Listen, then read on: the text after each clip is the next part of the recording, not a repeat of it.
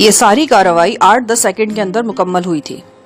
دوسری بار گرنے کے بعد حضرت گرو کے جسم کے گرد لپٹی ہوئی بھاری بھرکم چادر کھل گئی تھی۔ میں نے دیکھا اس کے بغل کے پاس ایک ایمپلیفائر کسی ربڑ بینڈ وغیرہ سے بندھا ہوا تھا۔ یہ ویسا ہی ایمپلیفائر تھا جیسے میگا فون میں ہوتا ہے۔ حضرت گرو کی گردن سے ایک چھوٹا سا آلہ چپکا ہوا تھا۔ اس آلے سے نکلنے والا تار ایمپلیفائر تک چلا گیا تھا۔ ان آلات کو چلانے کے لیے ایک چھوٹی سی بیٹری بھی حضرت گرو کے جسم سے منسلک تھی۔ یہ بیٹری بعد ازاں حضرت گرو کی کمر سے بندھی ہوئی پائی گئی۔ گرنے سے حضرت گرو کی دھوتی بھی ڈھیلی ہو گئی تھی اور وہ نیم اوریا ہونے لگا تھا۔ میں نے 3-4 زوردار ٹھوکریں حضرت گرو کی پسلیوں میں لگائیں اور پستول نکال کر اپنی پشت دیوار سے لگا دی۔ میرا یہ عمل بر وقت تھا۔ ایک چیلا چاقو بدست تیر کی طرح میری طرف آ رہا تھا۔ میں نے فائر کیا۔ گولی اس کے ہاتھ یا کلائی پر لگی۔ چاقو گر گیا اور وہ خود بھی گھٹنوں کے بل گر گیا۔ خبردار، میں نے چیخ کر کہا اور دوسرے چیلے کے قدموں میں فائر کیا۔ اسی دوران میں چھوٹا نمبردار اکبر بھی اندر آ گیا۔ اس کے ہاتھ میں 12 بور کی رائفل نظر آ رہی تھی۔ یہ رائفل اس نے حضرت گرو کی طرف سیدھی کی اور کڑک کر کہا کہ وہ اپنی جگہ سے حرکت نہ کرے۔ جو ہی اکبر کے ہاتھ میں رائفل نظر آئی، اس کے خاص کارندے بھی حرکت میں آ گئے۔ انہوں نے حضرت گرو کے چیلوں کو دبوچ لیا اور بری طرح مارنے پیٹنے لگے۔ ایک چیلے کو میں نے اپنے سامنے دیوار پھاند کر فرار ہوتے دیکھا۔ حضرت گرو کا برا حال تھا۔ اس کا سفید براق لباس الو کے خون میں لتھڑ گیا تھا۔ میں نے آگے بڑھ کر ایمپلیفائر اس کے جسم سے جدا کیا اور اکبر کو بتایا کہ یہ وہ آلہ ہے جس کے زور پر حضرت گرو اونچے سروں میں بولتا تھا۔ ایک مائک وہ گردن کے ساتھ چپکا لیتا تھا۔ گردن کے ساتھ چپکا ہوا یہ مائک بھی بغل میں چھپا رہتا تھا۔ ایسے مائک اس ارتعاش کے ساتھ کام کرتے ہیں جو بولنے کے دوران میں گلے میں پیدا ہوتا ہے۔ حضرت گرو کے لباس میں بھی ایک تیز دھار چاقو موجود تھا۔ میں نے وہ نکال لیا۔ چودھری اکبر نے سارے اندیشے جھٹک کر ایک زناٹے کا تھپڑ حضرت گرو کے منہ پہ دے مارا اور گالیاں دینے لگا۔ حضرت گرو کا یہ حال تھا کہ کاٹو تو لہو نہیں۔ وہ بہت کھوکھلے اور بے اثر لہجے میں ہمیں خطرناک نتائج سے ڈرانے کی کوشش کر رہا تھا۔ میرے اشارے پر اکبر کے 4 کارندوں نے اس کے ہاتھ پاؤں دبوچ کر اسے چت کر دیا۔ میں نے اس کی مکمل تلاشی لی۔ اس کے لباس سے کئی قسم کے علم غلم کے علاوہ ایک چھوٹی سی پوٹلی بھی برآمد ہوئی۔ اس میں خشخاش کے دانوں جیسی چھوٹی چھوٹی سفید گولیاں تھیں۔ بعد ازاں ان گولیوں کا تجزیہ کیا گیا تو معلوم ہوا کہ یہ مختلف رنگوں کی گولیاں تھیں۔ سفید تہ کے نیچے بہت تیز قسم کا رنگ تھا۔ حضرت گرو جس وقت اپنی مخصوص بوتل سے عقیدت مند کے برتن میں پانی ڈالتا تھا، صفائی سے یہ گولی بھی برتن میں پھینک دیتا تھا۔ یہ گولی فوراً حل ہو کر پانی کا رنگ تبدیل کرتی تھی۔ اس رات 12-1 بجے تک حویلی میں چہل پہل رہی۔ گاؤں کے لوگ ٹولیوں کی صورت میں آتے رہے اور حضرت گرو کا کچا چٹھا اپنی آنکھوں سے دیکھتے رہے۔ ٹھوس شواہد دیکھنے کے بعد بیشتر دیہاتی حضرات حضرت گرو کو برا بھلا کہنے لگے اور صلواتیں سنانے لگے۔ پھر بھی کچھ کٹر قسم کے جاہل ایسے تھے جو اس کارروائی کو غلط اور خطرناک قرار دے رہے تھے۔ ان کا کہنا تھا کہ علاقے پر پہلے ہی آفت آئی ہوئی ہے، اب ایک مانے ہوئے عامل کی بے حرمتی کر کے مزید مشکلات کو دعوت دے دی گئی ہے۔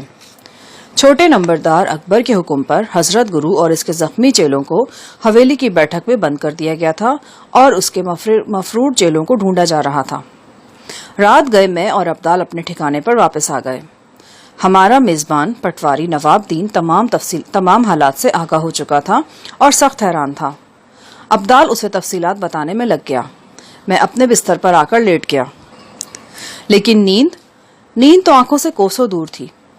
کچھ بازو کے زخم میں بھی جلن ہو رہی تھی۔ میں صبح تک بستر پر کروٹیں بدلتا رہا اور سوچتا رہا۔ ذہن مسلسل ایک ہی تانے بانے میں الجھا ہوا تھا۔ وہ بدہیت کون تھا اور نواب زادی شاہین کے ساتھ اسے کیا رابطہ تھا؟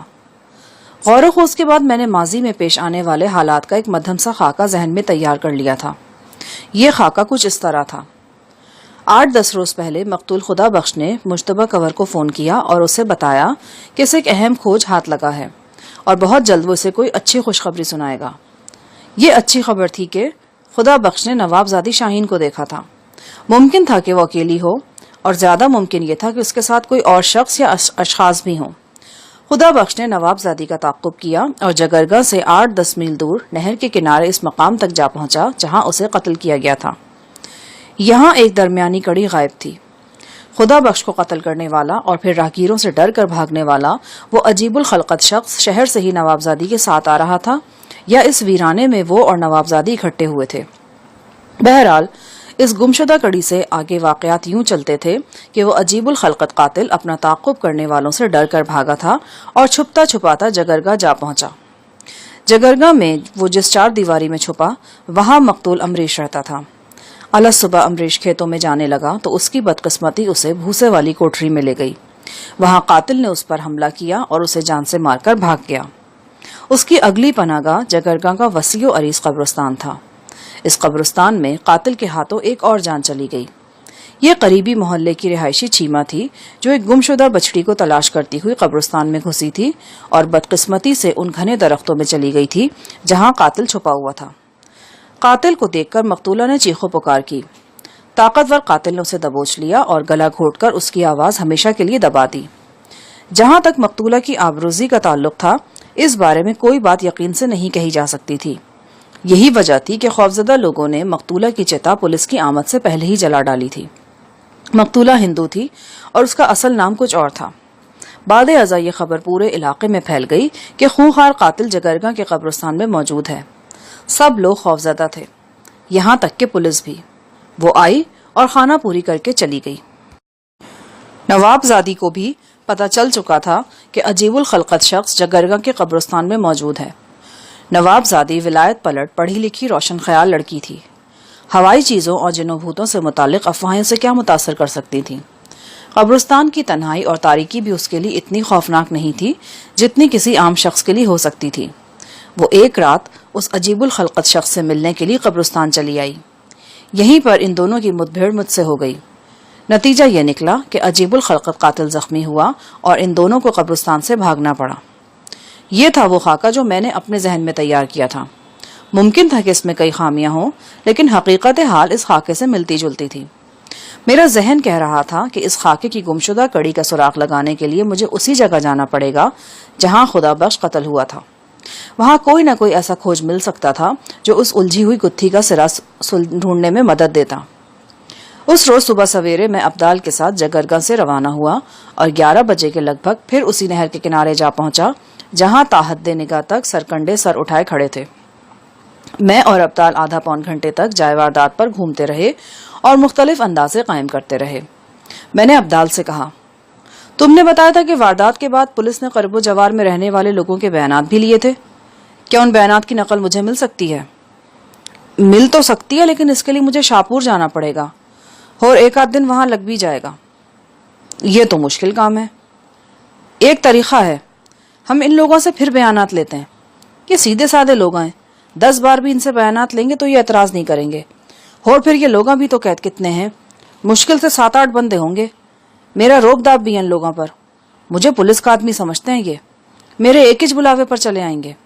ویری گڈ، تم ان لوگوں سے ملاقات کا انتظام کرو، فکر ہی نہ کریں، میں 1-1.5 گھنٹے میں سب کو بلا لیتا ہوں، لیکن کون سی جگہ پر؟ جو سب کو نزدیک پڑے۔ اپنے کہنے کے مطابق 1.5 گھنٹے میں ابدال نے ان تمام لوگوں کو جمع کر لیا جنہوں نے واردات کے بعد بیان دیے تھے۔ ان میں سے 2-3 اہلکار محکمہ انہار کے تھے، یہ چوکیدار ٹائپ کے لوگ تھے۔ 2-3 کاشتکار تھے۔ سرکنڈوں سے آگے نہر کے ساتھ ساتھ چند باغات تھے، ان باغات کے رکھوالے بھی بیان دینے والوں میں شامل تھے۔ ابدال نے 8-10 افراد کو ایک کاشتکار کے ڈیرے پر جمع کر لیا تھا۔ محکمہ انہار کے چوکیدار کے سوا سب ان پڑھ دیہاتی تھے۔ ابدال ہی کو تھانے دار سمجھ کر اس سے ڈرے سہمے نظر آ رہے تھے۔ ابدال نے سب کو باری باری علیحدہ کمرے میں بلانا شروع کیا۔ میں بھی اس کمرے میں موجود تھا۔ سوال جواب ابدال کر رہا تھا، جہاں ضرورت ہوتی تھی میں بھی بول لیتا تھا۔ معمولی تضادات کے سوا ان لوگوں کے بیانات قریباً ملتے جلتے تھے۔ انہوں نے بتایا کہ وہ مقتول کو نہیں جانتے تھے اور نہ ہی واردات سے پہلے انہوں نے اسے اس علاقے میں کبھی دیکھا تھا۔ قتل کی رات ان میں سے کسی کو فائر کی آواز سنائی دی اور نہ ہی کسی طرح کی چیخ و پکار ان کے کانوں میں پڑی۔ وہ کسی فرد پر شک کا اظہار بھی نہیں کر پا رہے تھے۔ انہیں قتل کا علم رات 9 اور 10 بجے کے درمیان ہوا جب انہوں نے کچھ راہگیروں کا شور سنا اور انہیں بتایا گیا کہ ایک شخص قتل کر کے بھاگ گیا ہے اور لوگ اس کا پیچھا کر رہے ہیں۔ بیان دینے والوں میں 6 یا 7ویں نمبر پر ایک عورت کمرے میں آئی۔ اس نے میلی کچیلی چادر لپیٹ رکھی تھی، پاؤں میں ہوائی چپل تھی۔ مقامی عورتوں کی طرح اس نے چھوٹا سا گھونگھٹ نکال رکھا تھا۔ اس عورت کو دیکھتے ہی میرے ذہن میں جھماکا سا ہوا۔ اسے میں نے پہلے بھی دیکھا تھا اور یہ زیادہ دنوں کی بات نہیں تھی. کل رات یہ عورت جگرگاہ میں موجود تھی.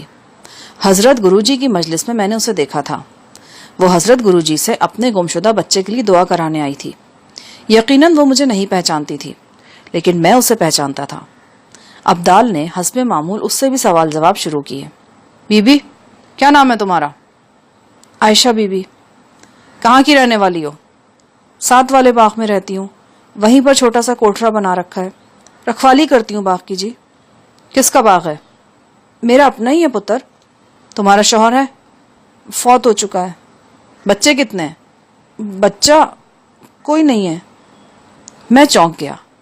اس سے پہلے کہ ابدال اگلا سوال کرتا میں نے عائشہ نامی اس عورت سے پوچھا تمہارا بچہ نہیں ہے؟ نہیں جی. کسی کو گود لیا ہوا ہے؟ نہیں کسی کو نہیں. کس کے ساتھ رہتی ہو؟ اکیلی جان ہوں جی. مجھے عورت کے جوابات نے شبہ میں مبتلا کر دیا. ابدال نے عورت سے چند مزید سوالات پوچھے اور واپس بھیج دیا. عورت کے بعد ایک اور شخص اندر آیا. میرا ذہن مسلسل اس عورت میں ہی اٹکا ہوا تھا. وہ جھوٹ کیوں بول رہی تھی؟ تھوڑی دیر بعد بیانات کا سلسلہ ختم ہو گیا اور ہم دونوں کمرے میں اکیلے رہ گئے. ابدال مجھے عائشہ نام کی اس عورت پر شک ہو رہا ہے. کیوں؟ اس کی ایک وجہ ہے. تم ایسا کرو ان مولوی صاحب کو بلا کر لاؤ جنہوں نے سب سے پہلے بیان دیا تھا. ابدال نے میری ہدایت پر عمل کیا. درمیانی عمر کا یہ بارش شخص کاشتکار تھا اور دوسروں کی نسبت زیادہ سمجھ بوجھ رکھتا تھا. میں نے اس سے عائشہ یا عائشہ نامی عورت کے بارے میں پوچھا. وہ بولا عائشہ 15-20 سال سے یہاں رہ رہی ہے. بڑی چپ چاپ اور خاموش طبع عورت ہے. 8-10 سال پہلے اس کا خاوند فوت ہو گیا تھا. اس کے بعد سے یہ اور بھی گمسم ہو گئی ہے. بال بچہ بھی کوئی نہیں ہے. نہ کوئی اس سے ملتا ہے اور نہ یہ کسی سے ملنا پسند کرتی ہے. بلکہ اب تو آس پاس والے اس سے خوف کھاتے ہیں. کوئی بد دماغ کہتا ہے, کوئی سڑی سمجھتا ہے, اور وہ بھی اپنے بس کام سے کام رکھتی ہے. باغ کی رکھوالی کرتی ہے اور جب پھل تیار ہوتا ہے تو شاہپور کے ایک بیوپاری کو پیغام بھیج دیتی ہے. وہ آ کر لے جاتا ہے. وہی بیوپاری اس کے لیے شہر سے کئی ماہ کا سودا صرف بھی لے کر آتا ہے. 8-10 سال سے عائشہ کا یہی رہن سہن تھا, مگر اب کچھ عرصے سے ایک تبدیلی آئی ہے. ایک لڑکی عائشہ کے ساتھ آ کر رہنے لگی ہے. نوجوان لڑکی ہے, شکل کی بھی اچھی ہے. کہتے ہیں کہ لاوارث ہے اور عائشہ نے اسے اپنی بیٹی بنا لیا ہے. وہ بھی عائشہ ہی کی طرح گمسم اور اپنے آپ میں رہنے والی لڑکی ہے, یا پھر شاید عائشہ نے اسے گونگا بہرا بنا رکھا ہے. وہ بہت کم کوٹھرے سے باہر نکلتی ہے. پچھلے 6-7 مہینوں میں نے صرف اسے ایک بار باغ میں دیکھا ہے. وہ پودوں کی گوڈی کرنے میں عائشہ کی مدد کر رہی تھی. میں نے کہا ایسے ویرانے میں 2 اکیلی عورتوں کو رہتے ہوئے ڈر نہیں لگتا؟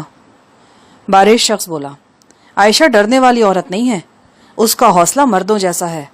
اپنی حفاظت کے لیے اس نے پکی رائفل رکھی ہوئی ہے اور کتا بھی پال رکھا ہے. بڑی خبردار عورت ہے.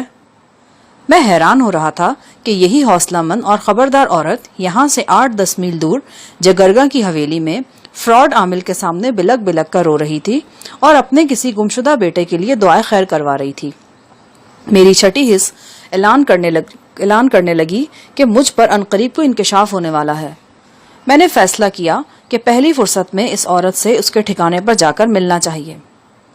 میں اور ابدال امرود اور مالٹے کے اس گھنے باغ میں داخل ہوئے تو سورج کی الوداعی کرنیں درختوں کی چوٹیوں کو چھو رہی تھیں اور افق کے چہرے پر شفق کی سرخی پھیلنے لگی تھی. باغ کے عین وسط میں نانک چندی اینٹوں کا بنا ہوا ایک گول کمرہ تھا اور اس کے ساتھ ہی ایک چھوٹی سی برجی تھی. یہ کوٹھا اور برجی یقیناً کسی آثار قدیمہ کا حصہ تھی. یہی جگہ عائشہ کا مسکن تھی. کوٹھے سے باہر ایک بل ڈاگ بندھا ہوا تھا اور اس کے پاس ہی ایک صحت مند بکری اپنے میمنے سے لاڈ کر رہی تھی. ابدال کو اور مجھے دیکھ کر عورت ٹھٹک گئی. گھونگھٹ کی اوٹ سے اس کی آنکھوں میں ہراس نظر آ رہا تھا. بہر طور ہم دروازے پر آ گئے تھے تو اسے ہمیں اندر لے جانا ہی پڑا. ایسا کرتے ہوئے وہ خاصی جذبز نظر آئی. یہ گول کوٹھا اندر سے بھی خستہ حال تھا. ایک طرف 2 چارپائیاں بچھی تھیں. ایک پرانی جستی پیٹی پر 2-3 صندوق رکھے تھے. باغبانی کا معمولی سامان بھی یہاں وہاں بکھرا ہوا تھا. ان میں وہ کنستر بھی شامل تھے جنہیں بجا کر چڑیے اور طوطے وغیرہ اڑائے جاتے ہیں. کمرے میں ایک جانب دیوار پر 2 نالی رائفل ماں کارتوس والی پیٹی کے لٹک رہی تھی. عورت نے جلدی سے اس رائفل پر ایک کپڑا لٹکا دیا. میں نے صاف محسوس کیا تھا کہ جو ہی ہم کمرے میں داخل ہوئے تھے کوئی تیزی سے دروازہ کھول کر ساتھ والے کمرے میں چلا گیا تھا. یقیناً یہ وہی لڑکی تھی جو کچھ عرصے سے عائشہ کے ساتھ رہ رہی تھی. عائشہ کی گھبراہٹ صاف محسوس کی جا سکتی تھی. ممکن ہے کہ اس نے سمجھا ہو کہ ہم دوسرے لوگوں کے گھروں میں بھی اسی طرح گئے ہیں. اگر اسے معلوم ہوتا کہ ہم نے یہ اعزاز صرف اسی کو بخشا ہے تو اس کی یہ گھبراہٹ دو چند ہو سکتی تھی. میں نے اس سے بے ضرر قسم کے سوالات کیے. ان میں سے صرف ایک سوال قدر تیکھا تھا اور وہ یہ کہ اس نے اپنے بیان میں کہا تھا کہ وہ یہاں اکیلی رہتی ہے، لیکن اس کے برعکس اس نے اپنے ساتھ ایک لڑکی کو بھی رکھا ہوا ہے. یہ لڑکی تو جی عارضی طور پر یہاں ہے، پتہ نہیں کب چلی جائے گی. حیدرآباد میں ہی کسی جگہ کی رہنے والی ہے، لیکن اپنا پتہ ٹھکانہ نہیں بتاتی. کہتی ہے جب میرا جی چاہے گا خود ہی چلی جاؤں گی، ابھی مجھ سے کچھ نہ پوچھا جائے. ہماری گفتگو کے دوران میں ہی باغ میں بندھا ہوا کتا کھل گیا تھا اور باغ سے باہر نکل کر کسی پر زور و شور سے بھونکنے لگا. عائشہ جلدی سے اٹھ کر باہر نکل گئی. یقیناً کتے پر قابو پانے گئی تھی. میں نے دھیمے لہجے میں عبدال سے کہا، یار یہ عورت بڑی گہری ہے، مجھے لگتا ہے کہ یہ ہمیں قاتل کے بارے میں ضرور کچھ نہ کچھ بتا سکتی ہے. تو ٹھیک ہے جی، سالی کو پکڑ کر تھانے لے جاتے ہیں، وہاں سب کچھ اگل دے گی. نہیں، ابھی نہیں. فی الحال میں چاہتا ہوں کہ کسی طرح اس کے گھر کی تلاشی لی جائے. مجھے یقین ہے کہ یہاں سے کوئی کھوج مل جائے گا. اور پھر یہاں رہنے والی لڑکی، مجھے اس کے بارے میں بھی خاص قسم کا شک ہو رہا ہے. کس قسم کا؟ یہ میں تمہیں بعد میں بتاؤں گا. فی الحال تم کسی طرح اس گھر اور باغ کی تلاشی کا انتظام کرو، لیکن یہ انتظام اس طرح ہو کہ کسی طرح کا پھڈا نہ پڑے. ایک ہی عبدال کی آنکھیں چمک اٹھیں. شاید بیٹھے بٹھائے اس سے کوئی خاص خیال آ گیا تھا. اس نے بڑی تیز نگاہوں سے ارد گرد کا جائزہ لیا اور پھر اٹھ کر اندرونی دروازے کے قریب چلا گیا. یہاں ایک چھوٹے سے ڈول میں کوئی چیز ڈھکی پڑی تھی. عبدال نے ڈول کا ڈھکن اٹھایا. اس میں بکری کا 1.5-2 سیر دودھ تھا. دودھ کی حالت سے اندازہ ہوتا تھا کہ اسے ابھی دھویا گیا ہے. عبدال نے جیب سے کوئی شے نکالی اور پھرتی سے دودھ میں ڈال دی. اس دوران میں عائشہ نے رکھوالی کا کتا دوبارہ باندھ لیا تھا. وہ ہانپی ہوئی سی اندر آ گئی. غریب صورت ہونے کے باوجود وہ ایک توانا اور مضبوط ہاتھ پاؤں کی عورت تھی. اس کا چہرہ دیکھ کر ہی اندازہ لگایا جا سکتا تھا کہ موقع پڑنے پر وہ ہر قسم کے حالات کا مردانہ وار مقابلہ کر سکتی ہے. عین ممکن تھا کہ ہم زبردستی اس کے گھر کی تلاشی لینا چاہتے تو وہ مرنے مارنے پر آمادہ ہو جاتی. وہ ہمارے سوالوں کے جواب بھی خفا خفا انداز میں دے رہی تھی اور ڈر تھا کہ کسی بات پر بھڑک نہ اٹھے. 10-15 منٹ اس کے خستہ حال کوٹھے میں بیٹھنے کے بعد ہم واپس آ گئے. باہر آ کر عبدال نے اپنی حیدرآبادی اردو میں مجھے بتایا کہ اس نے بکری کے دودھ میں 81 کی گولیوں کا سفوف ملا دیا ہے. یہ سفوف اتفاقاً اس کے پاس موجود تھا اور اس نے موقع دیکھ کر دودھ کے ڈول میں پھینک دیا ہے. اسے یقین تھا کہ یہ دودھ آج رات تک استعمال ہو جائے گا اور اسے استعمال کرنے کے نتیجے میں عائشہ اور وہ لڑکی گہری نیند سو جائیں گی. ویسی ہی نیند جس کے لیے گھوڑوں والا محاورہ استعمال ہوتا ہے. ویسا ہی ہوا جیسا عبدال نے سوچا تھا. ہم دونوں رات 10 بجے تک یوں ہی ادھر ادھر کھیتوں میں گھومتے رہے. پھر ہم نے نہر کا رخ کیا اور کنارے کنارے چلتے عائشہ کے باغ میں پہنچ گئے. مطلع بالکل صاف تھا. ہم تاروں کی چھاؤں میں باغ کے اندر داخل ہوئے تو حسب توقع رکھوالی کے کتے نے ہمارا استقبال کیا. ہم اس پروٹوکول کے لیے پہلے ہی تیار تھے. میں نے ایک درخت کی موٹی شاخ لٹ کے طور پر سنبھال رکھی تھی. ایسے کتوں سے نمٹنے کا مجھے خاطر خواہ تجربہ بھی تھا. کچھ تجربات تو پچھلے دنوں جگرگاہ میں ہی ہو چکے تھے. جو ہی کتا ہماری شان میں قصیدہ پڑتا ہوا ہماری طرف لپکا، میں نے پہلو بچایا اور داد کے طور پر لٹ کا ایک جچا تلا ہاتھ اس کی کھوپڑی پر رسید کر دیا. کتے، گیدڑ، بھیڑیے اور سور وغیرہ کے سر پر لگنے والی اس انداز کی ضرب بڑی کارگر ثابت ہوتی ہے. ہمارا قصیدہ گو بھی ضرب کھا کر چکرایا اور پہلو کے بل گر کر انٹا غفیل ہو گیا. اب یہ اس کی تقدیر کا معاملہ تھا کہ وہ بچتا ہے یا نہیں. ہم محتاط قدموں سے اس گول کمرے تک پہنچے جس کی ایک جانب لکڑی کا مختصر لیکن بے حد مضبوط دروازہ تھا. دروازے کے ساتھ ہی ایک کھڑکی بھی تھی جس کے عین نیچے ایک چولہا تھا اور چولہے کے مسلسل استعمال نے کھڑکی کے ارد گرد کی دیوار کو سیاہ کر رکھا تھا. میں نے اس چولہے میں سے ہی 2 اینٹیں اکاڑ لی. یہ اینٹیں سیمنٹ کے ساتھ مضبوطی سے جڑی ہوئی تھیں. ان ڈبل اینٹوں کی 3-4 ضربوں نے ہی کھڑکی کے اندرونی کنڈی کو توڑ دیا اور ہم چوکھٹ پر ہی چڑھ کر اندر کود گئے. لالٹین کی مدھم روشنی اس گول کمرے میں پھیلی ہوئی تھی. دیگر ساز و سامان کے علاوہ بکری بھی کمرے کے اندر ہی تھی. دونوں چارپائیوں پر عورتیں محو خواب تھیں اور یقیناً بہت گہری نیند سو رہی تھیں کیونکہ کھڑکی ٹوٹنے کی آواز انہیں حالت بیداری میں نہیں لا سکی تھی. ایک چارپائی پر تو وہی کل والی جفاکش دیہاتن عائشہ تھی، جبکہ دوسری چارپائی پر نوابزادی شاہین سو رہی تھی. ہاں، وہ نوابزادی شاہین ہی تھی، وہ خوبرو جو کسی شاعر کی غزل لگتی تھی. حالت خواب میں آزاد نظم کی طرح بے ترتیب پڑی تھی، بال منتشر، لباس منتشر، اور اس لباس میں سے چھلکتا ہوا سیمی بدن. خدا نہ خواستہ ہم بھلے مانسوں کی جگہ کوئی ڈاکو قسم کے لوگ اس کوٹھے میں گھسے ہوتے اور انہوں نے نوابزادی کو یوں محو خواب دیکھا ہوتا تو انہیں اپنا بچا کھچا ایمان سنبھالنا بھی مشکل ہو جاتا اور وہ پکے پکے دوزخی ہو کر اس کوٹھے سے نکلتے. بلکہ ممکن تھا کہ جہنم رسیدی کا یہ خوبصورت سبب بھی مال مسروقہ میں شامل ہو جاتا. نوابزادی کو دیکھ کر ابدال کا اوپر کا سانس اوپر اور نیچے کا نیچے رہ گیا. میں اپنی جگہ ساکت کھڑا تھا.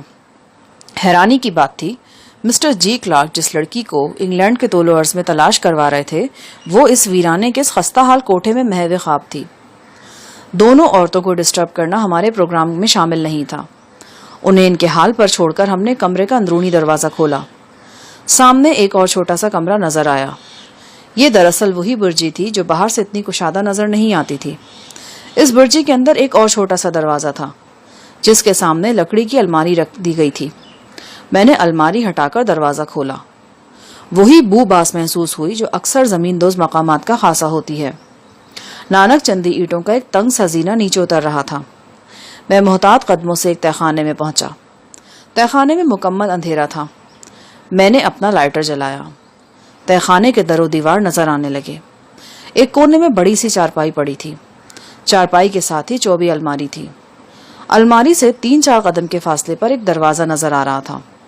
یہ لکڑی کے معمولی تختوں کا عارضی سا دروازہ تھا. میں نے دروازہ کھولا تو سامنے ایک مختصر غسل خانے کے آثار نظر آئے. غسل خانے کا پانی تہخانے میں ہی ایک چھوٹی سی ہودی میں جمع ہوتا تھا. ہودی کے اوپر کنکریٹ کی سلیب رکھ دی گئی تھی. یہاں جو سب سے زیادہ عجیب چیز مجھے نظر آئی وہ 2 زنجیریں تھیں. 4-5 گز لمبی یہ زنجیریں تہخانے کی دیوار سے منسلک تھیں. ان کے دوسرے سروں پر قفل لگے تھے. صاف پتہ چلتا تھا کہ یہ زنجیریں کسی کو باندھنے کے لیے ہیں.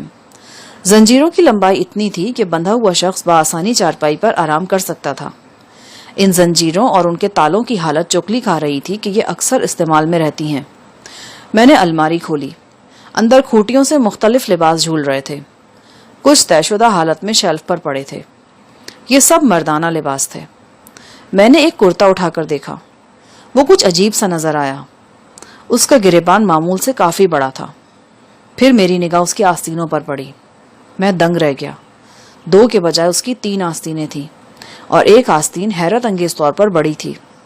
میں نے یکے بعد دیگرے 3 کرتے دیکھے. ان سب کی 3 آستینیں تھیں. وہ عجیب الوضع کرتے تھے. مجھے اپنا سر گھومتا ہوا محسوس ہوا. میری آنکھوں کے سامنے اس عجیب الخلقت شے کا تصور ناچ رہا تھا جو میں نے چند دن پہلے جکرگا کے قبرستان میں دیکھی تھی. وہ کوئی خواب نہیں تھا. جیتی جاگتی زندہ حقیقت تھی. اونچی نیچی قبروں کے درمیان زرد رو چاندنی میں بہت بڑے سر والا وہ انسان نما جانور مجھ سے چند قدم کی دوری پر کھڑا تھا. میرا ذہن چیخ چیخ کر گواہی دینے لگا کہ یہ 3 آستینوں والے عجیب و غریب کرتے جو میں الماری میں دیکھ رہا ہوں اسی عجیب الخلقت شخص کے ہیں. اس خیال کے ساتھ ہی جسم میں پھریری سی دوڑ گئی. تو کیا وہ شخص بھی یہیں کہیں موجود ہے؟ بے اختیار میرا ہاتھ پسٹل تک پہنچ گیا اور میں نے پسٹل نکال کر اس کا سیفٹی لاک ہٹا لیا. میرے دوسرے ہاتھ میں لائٹر تھا. میں نے لائٹر اونچا کیا اور اس کی نحیف روشنی میں تہخانے کے در و دیوار دیکھے. میرے سوا یہاں کوئی متنفس نہیں تھا. کہیں کوئی دروازہ بھی نظر نہیں آتا تھا جس کے سبب یہ خیال کیا جا سکتا کہ اس تہخانے کا کوئی اور پورشن بھی ہے. سوچنے کی بات یہ تھی کہ 3 آستینوں والے یہ کرتے پہننے والا عجیب الخلقت شخص کون ہے اور یہاں موجود عورت عائشہ کے ساتھ اور عائشہ اس کی کیا لگتی ہے. پھر میرے ذہن میں جھماکا سا ہوا اور اس شخص سے عائشہ کا رشتہ میری سمجھ میں آ گیا. وہ اس کی ماں تھی. یہی عجیب الخلقت شخص وہ بیٹا تھا جس کی گمشدگی کا دکھ لے کر عائشہ حضرت گرو جی کے پاس گئی تھی اور اس کے سامنے روتی گڑ گڑاتی رہی تھی. لیکن یہاں کے تو لوگ کہہ رہے تھے کہ عائشہ کی کوئی اولاد ہی نہیں ہے اور وہ خود بھی اپنی اولاد کے وجود سے انکاری تھی. اس کا مطلب یہ تھا کہ عائشہ نے اپنے بیٹے کو ہر نگاہ سے بچا کر رکھا تھا۔ یہ بات سوچتے ہوئے میری نظر خود بخود ان آہنی زنجیروں کی طرف اٹھ گئی جو تہخانے کی دیوار سے منسلک تھی۔ آنن فانن ان زنجیروں کی موجودگی میری سمجھ میں آ گئی۔ یہ زنجیریں اسی عجیب الخلقت شخص کے لیے تھیں۔